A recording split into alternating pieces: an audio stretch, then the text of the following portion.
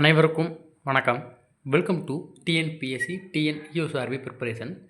நம்ம வருகின்ற பிஜி எக்ஸாமுக்கு பார்த்தீங்கன்னா முக்கியமான கேள்விகள் பார்த்துட்டு வரோம். அந்த வகையில் பார்த்தீங்க அப்படின்னா நம்ம இன்றைக்கி முக்கியமான ஒரு 25 பொது அறிவு கேள்விகளை பார்க்க போகிறோம்.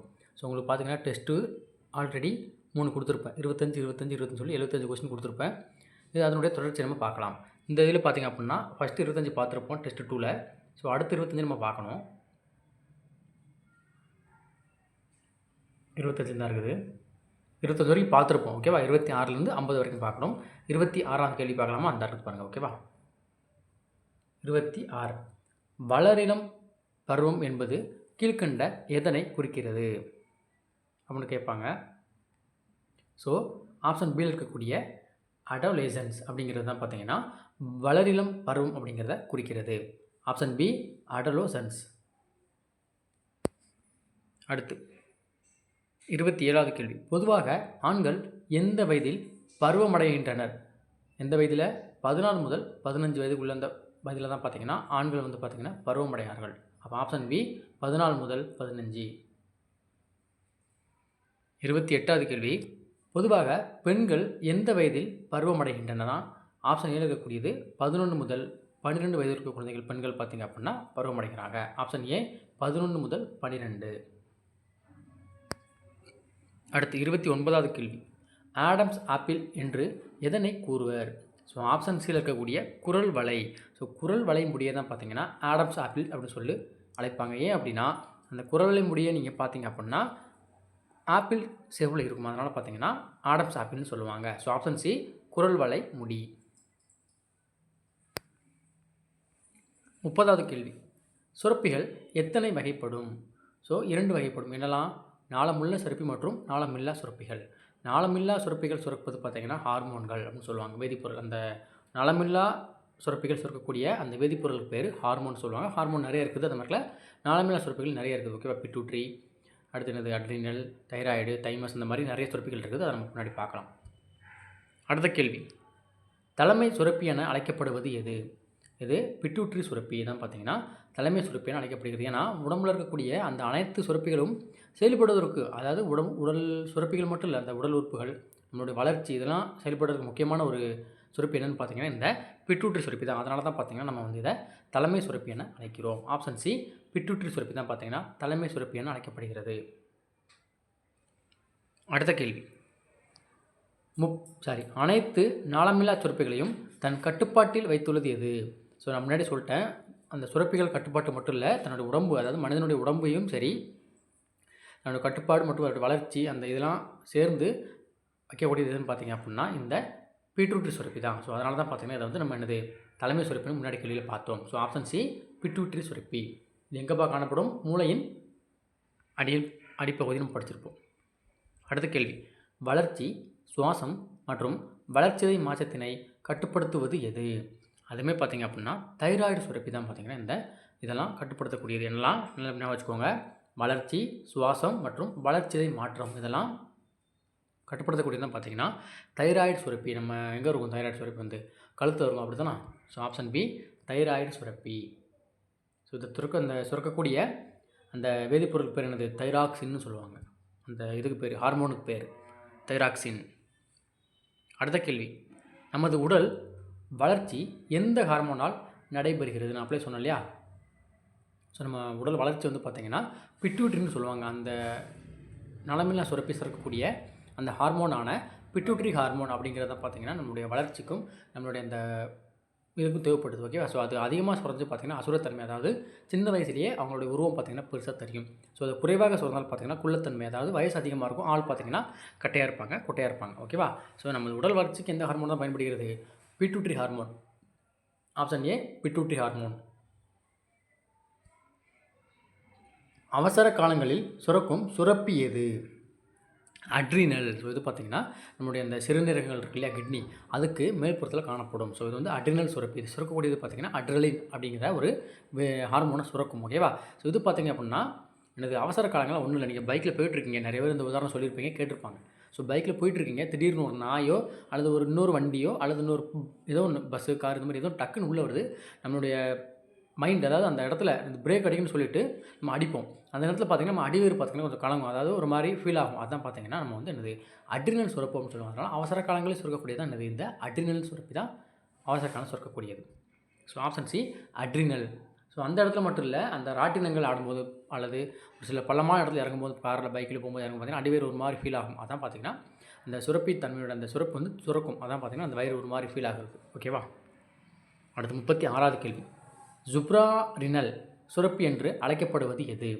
ஸோ அதுவுமே பார்த்தீங்கன்னா அட்ரினல் சுரப்பி தான். என்னது ஜுப்ராரினல் அப்படின்னு சொல்லுவாங்க. அதில் அப்படி அழைக்கக்கூடக்கூடியது இந்த இது சுரப்பி வந்து அட்ரினல் சுரப்பி தான். Option C adrenal. அடுத்து மூளையின் கீழ்ப்பாகத்தில் உள்ளது எது? நம்ம முன்னாடியே சொல்லிட்டேன். அந்த மூளையின் அடிப்பகுதியில் பார்த்தீங்கன்னா அந்த பிட்யூட்ரி, அடுத்து ஒன்று சொல்லுவாங்க, அது பேர் மறந்துச்சு எனக்கு. ஸோ பிட்யூட்ரி மற்றும் இன்னொரு சுரப்பியுமே இருக்கும், அதே பீல தான் ஆரம்பிக்கும். ஓகேவா? அது ரெண்டுமே பார்த்திங்க அப்படின்னா மூளையின் அடிப்புறத்தில் காணப்படும். ஸோ பிட்யூட்ரி எங்கே இருக்குது? மூளையின் கீழ்ப்பாகத்தில் அல்லது கீழ்ப்பகுதியில்னு சொல்லலாம். Option A pituitary. அடுத்து 38வது கேள்வி. கணையம் எதன் கீழ் உள்ளது? சிறுநீரகமா, நுரையீரலா, இரைப்பையா, இதயமா? ஸோ இரைப்பைக்கு அடியில் தான் பார்த்திங்க அப்படின்னா கணையம் அப்படிங்கிறது செயல்படும்.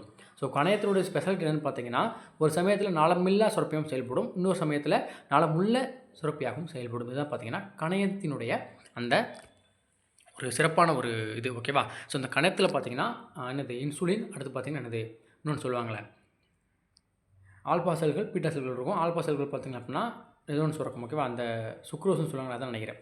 ஸோ அதாவது இன்சுலின் இன்னொன்று உண்டு, இது சுகரில் இருக்கணும், மறந்துடுச்சு, ஞாபகம் இல்லை. ஸோ இன்சுலின் மற்றும் அந்த இன்னொன்று சுரக்கும். ஓகேவா? ஸோ அந்த இன்சுலின் பார்த்திங்க அப்படின்னா நம்மளுடைய அந்த ரத்தத்தில் இருக்கக்கூடிய சர்க்கரை அளவை கட்டுப்படுத்தக்கூடியது. இந்த கணையம் பாதிக்கப்பட்டதில் தான் பார்த்திங்கன்னா நீரிழிவு நோய், அதாவது சுகர் அப்படிங்கிறது வரும். ஓகேவா? ஸோ அப்போ கணையம் இதன் கீழ் உள்ளது? இரைப்பையின் அடியில் உள்ளது. சாரி, ஆல்ஃபா செல்கள் பார்த்திங்கன்னா குளுக்கோகான் அப்படிங்கிறத சுரக்கும், பீட்டா செல்கள் பார்த்திங்கன்னா இன்சுலின் அப்படிங்கிறத சுரக்கும். ஓகேவா? ஆல்ஃபா செல்கள் என்னது குளுக்கோகான் அப்படிங்கிறத சுரக்கும். அந்த குளுக்கோகான் அளவு பார்த்திங்கன்னா ரத்தத்தில் அதிகமாக இருந்துச்சுன்னா நம்மளுக்கு சுகர் இருக்குன்னு அர்த்தம். ஸோ அதை கட்டுப்படுத்த தான் பார்த்திங்கன்னா இன்சுலின் அப்படிங்கிறது பார்த்திங்கன்னா கணையத்திலே சுரக்கும். அது பார்த்திங்கன்னா அந்த குளுக்கோகானுடைய அளவை கட்டுப்படுத்தி வச்சிருக்கும். ஸோ இந்த கணையம் அப்படிங்கிறது பாதிக்கப்பட்டவர்களுக்கு சுகர் அப்படிங்கிறது இருக்கும். ஸோ அதனால தான் பார்த்திங்கன்னா அவங்க வந்து இன்சுலின் அப்படிங்கிறத இன்ஜெக்ஷன் மூலமாகவோ அல்லது டேப்லெட், அதாவது மாத்திரைகள் மூலமாக எடுத்துக்கொள்வாங்க. 39வது கேள்வி. சுவாசம் மற்றும் இரத்த அழுத்தத்தை சீராக்கும் சுரப்பி எது? சுவாசம் மற்றும் இரத்த அழுத்தத்தை சீராக்கும் சுரப்பி எதுனா அட்ரினல் சுரப்பி. நம்ம சிறுநீரகத்துக்கு மேல்பகுதியில் இருக்கக்கூடிய அட்ரினல் சுரப்பி. Option A adrenal. 40வது கேள்வி. நாளமுள்ள மற்றும் நாளமில்லா சுரப்பித்தன்மை கொண்டது எது? நம்ம முன்னாடி சொன்ன என்னது கணையம். ஸோ ஒரு சில சமயத்தில் நாளமுள்ளதாகவும் இன்னொரு சமயத்தில் நாளமில்லா சுரப்பியாகவும் பார்த்திங்கன்னா கணையம் செயல்படும். ஸோ ஆப்ஷன் சி கணையம். இதெல்லாம் முக்கியமான கேள்விப்பா, கேட்க சான்ஸ் அதிகமாக இருக்குது பிசி எக்ஸாமில். 41வது கேள்வி. டெஸ்டோஸ்டிரன் என்கிற ஹார்மோன் எதனால் சுரக்கப்படுகிறது? விந்தகம். ஸோ ஆண்களுக்கு பார்த்திங்க அப்படின்னா இந்த டெஸ்டோஸ்டிரன் அப்படிங்கிற ஹார்மோன் பார்த்திங்கன்னா சுரக்கும். ஸோ ஆப்ஷன் பி விந்தகம் தான் பார்த்திங்கன்னா இந்த ஹார்மோனை சுரக்கிறது. அடுத்து ஈஸ்ட்ரோஜன் என்கிற ஹார்மோன் சுரப்பது எதுன்னு பார்த்திங்கன்னா அண்டகம். ஸோ பெண் இனம் பெருக்க உறுப்பான அந்த அண்டகம் தான் பார்த்திங்க அப்படின்னா ஈஸ்ட்ரோஜன் அப்படிங்கிற அந்த ஹார்மோனை சுரக்கும். Option A அண்டகம். ஸோ இது எல்லாமே பார்த்திங்கன்னா மேக்ஸிமம் இந்த சயின்ஸ் கொஸ்டின் பேஸ் பண்ணி இருக்குது. ஸோ நிறைய பேர் பார்த்திங்க அப்படின்னா சயின்ஸ் கொஸ்டின் தான் கேட்டிருந்தீங்க. எனக்கு வந்து சயின்ஸ் இம்பார்ட்டன்ட் கொஸ்டின் போடுங்கன்னு சொல்லி கேட்டிருந்தாங்க. அதனால் பார்த்திங்கன்னா இந்த சயின்ஸ் கொஸ்டின் நம்ம வந்து கொடுக்குறோம். 43வது கேள்வி. ராட்சசத்தன்மை எதனால் உண்டாகிறது? நான் முன்னாடியே சொன்னேன் இல்லையா? ஸோ அதாவது பிட்யூட்டரி அந்த ஹார்மோன் ஸோ அந்த கம்மியாக சுரந்துச்சு அப்படின்னா குள்ளத்தன்மை, அதிகமாக சுரந்தால் பார்த்திங்கன்னா ராட்சசத்தன்மை, அதாவது அசுரத்தன்மைன்னு நம்ம சொல்லுவோம். ஓகேவா? அந்த பிட்யூட்டரி சுரப்பி அதிகமாக சுரக்கிறதுனால தான் பார்த்திங்கன்னா இந்த ராட்சசத்தன்மை அப்படிங்கிறது ஏற்படுகிறது. So option A pituitary. 44வது கேள்வி. கிரிட்டினிசம் எதன் குறைவால் உண்டாகிறது? கிரிட்டினிசம் என்னது? அது ஒரு நோய், குழந்தைகளுக்கு ஏற்படக்கூடிய நோய். என்னது? தைராக்சின் சுரப்பி. அதாவது தைராய்டு சுரப்பி வந்து பார்த்திங்கன்னா தைராக்சின் அப்படிங்கிற ஹார்மோனை சுரக்கும். அது கம்மியாக சுரந்துச்சு அப்படின்னா கிரிட்டினிசம் அப்படிங்கிற நோய் பார்த்திங்க அப்படின்னா குழந்தைகளில் ஏற்படும். ஸோ ஆப்ஷன் ஏல இருக்கக்கூடிய தைராக்சின் சுரப்பி தான் பார்த்திங்கன்னா கம்மியாக சுரவதால் கிரிட்டினிசம் அப்படிங்கிறது உருவாகிறது. ஆப்ஷன் ஏ தைராக்சின் சுரப்பி. அடுத்து 45வது கேள்வி. மாதவிடாய் நிகழ்வின் கால அளவு சுமார் எத்தனை நாட்கள்? ஸோ 3 to 5 நாட்கள். ஓகேவா? ஸோ பெண்களுக்கு தெரிஞ்சிருக்கும்னு நினைக்கிறேன். மாதவிடாய் நிகழ்வின் கால அளவு எவ்வளவு? 3 முதல் 5 நாட்கள். அடுத்து 46வது கேள்வி. மனித உடலில் உள்ள குரோமோசோம்களின் எண்ணிக்கை எவ்வளவு? அதாவது இங்கே வந்து ஆப்ஷன் பார்த்துக்கணும். அதாவது எண்ணிக்கைனா வேறு, ஜோடினா வேறு. ஓகேவா? ஸோ 22 ஜோடி, 12 ஜோடி, 43 ஜோடி, 46 ஜோடின்னு கொடுத்துருக்காங்க. ஆக்சுவலாக இந்த இடத்துல பார்த்தீங்கன்னா 23 ஜோடி அப்படின்னு வந்திருக்கணும். ஓகேவா? ஸோ 23 ஜோடி தான் பார்த்தீங்கன்னா கரெக்டான ஆன்சர். 23 ஜோடி 46 இருக்கும். ஓகேவா? 46 குரோமோசோம்கள் இருக்கும் நம்மளுடைய மனிதனுடைய உடம்புல. ஸோ மாற்றி கொடுத்துருக்காங்க. 23 ஜோடின்னு நீங்கள் வந்து நான் வச்சுக்கோங்க. ஓகேவா? ஸோ 23 ஜோடி அந்த குரோமோசோம்கள் இருக்கும். டோட்டலாக கேட்டிங்கன்னா குரோமோசோம்கள் எண்ணிக்கைன்னு கேட்டால் 46, எத்தனை ஜோடின்னு கேட்டால் 23 ஜோடி. ஓகேவா? ஸோ இது ஆப்ஷன் தப்பாக இருக்குது. நீங்கள் வந்து 23 சொல்லி நோட் பண்ணிக்கோ. 23 ஜோடி. ஓகேவா? 47வது கேள்வி. அனிமியா எதன் குறைவால் வருகிறது? அனிமியாங்கிறது பார்த்திங்கன்னா ஒரு நோய் தான். ஓகேவா? நம்ம ரத்தத்தில் அந்த ஹீமோகுளோபின் பார்த்திங்கன்னா இரும்பும் சேர்த்து எடுத்து சொல்லும், இரும்பு ஆக்சைடும் சொல்லி எடுத்து சொல்லும். ஸோ அந்த இரும்பு சத்து குறைவால் தான் பார்த்திங்கன்னா அனிமியா அப்படிங்கிறது ஏற்படுகிறது. ஸோ ஆப்ஷன் பி இரும்பு சத்து. 48வது கேள்வி. ஒரு மனிதனின் ஆளுமை பண்பை வெளிப்படுத்துவதாக உள்ளது எது? ஸோ புகைப்பழக்கம், மதுப்பழக்கம், தன் சுத்தம் இவை அனைத்தும் கொடுத்துருக்காங்க. ஸோ புகைப்பழக்கம், மதுப்பழக்கம் பார்த்திங்கன்னா ஒரு ஆணினுடைய அந்த ஆளுமை பண்பை வெளிப்படுத்தாது. ஸோ இது ஆப்ஷனை பொறுத்த வரைக்கும் ஆப்ஷன் சில இருக்கக்கூடியது தன் சுத்தம் தான் பார்த்திங்கன்னா ஒரு மனிதனுடைய ஆளுமை பண்பு. ஸோ ஆணாக இருக்கட்டும் பெண்ணாக இருக்கட்டும் ஒரு ஆளுமையாக இருக்கணும் பார்த்திங்கன்னா தன் சுத்தம் அப்படிங்கிறது ரொம்ப தேவையான ஒன்று. ஓகேவா? ஸோ ஆப்ஷன் சி தன் சுத்தம். 49வது கேள்வி. 2ஆம் நிலை புற்றுக்கற்றை தோன்றுவதை எவ்வாறு அழைக்கின்றனர்? மெட்டாசிஸ்டாசிஸ் அப்படின்னு சொல்லுவாங்க. ஓகேவா? மெட்டாஸ்டாசிஸ் அப்படின்னு தான் பார்த்தீங்கன்னா 2ஆம் நிலை புற்றுக்கட்டை. அதாவது ஸோ புற்றுநோயை பொறுத்த வரைக்கும் ஸ்டேஜஸ் உண்டு. ஃபஸ்ட் நிலை அப்படின்னு சொல்லி நிறைய உண்டு. ஸோ ஃபைனல் போனால் தான் பார்த்தீங்கன்னா காப்பாற்ற முடியாத சூழ்நிலை போகும். அதில் 2வது நிலை தோன்றக்கூடிய இந்த பூச்சிக்கட்டிகளுக்கு பார்த்தீங்கன்னா என்ன பேர்னு சொல்லிடுறாங்க? என்னது? Metastasis. Option A metastasis. Last கேள்வி. சாதாரண செல்கள் ஒரு ஒழுங்கான முறையில் பிரிந்து வளர்ந்து பின் இறக்கின்றன. இச்சுழற்சிக்கு என்ன பெயர்? அபோப்டாசிஸ். என்னது? Apoptosis. Option B apoptosis. So 50 கேள்விகள் முடிச்சாச்சு. ஓகேவா? ஸோ அடுத்து பார்த்தீங்கன்னா டெஸ்ட் 3 இருக்குது. இதுலேயுமே ஒரு சயின்ஸ் கொஸ்டின் தான் வருது. ஓகேவா? இதை நம்ம அடுத்த வீடியோவில் பார்க்கலாம். உங்களுக்கு 25 கேள்வி கொடுத்தாச்சு. எத்தனை கேள்வி கொடுத்தாச்சு? டோட்டலாக 2 டெஸ்ட்டு கொடுத்துருக்கோம். ஒரு டெஸ்ட்டுக்கு 50 கேள்வி.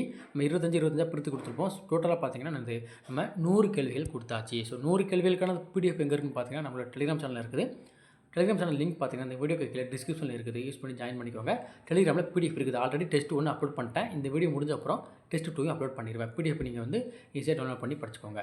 நன்றி, வணக்கம். அடுத்த வீடியோ சந்திக்கலாம். மறக்காம உங்கள் சேனலை சப்ஸ்கிரைப் பண்ணிக்கோங்க.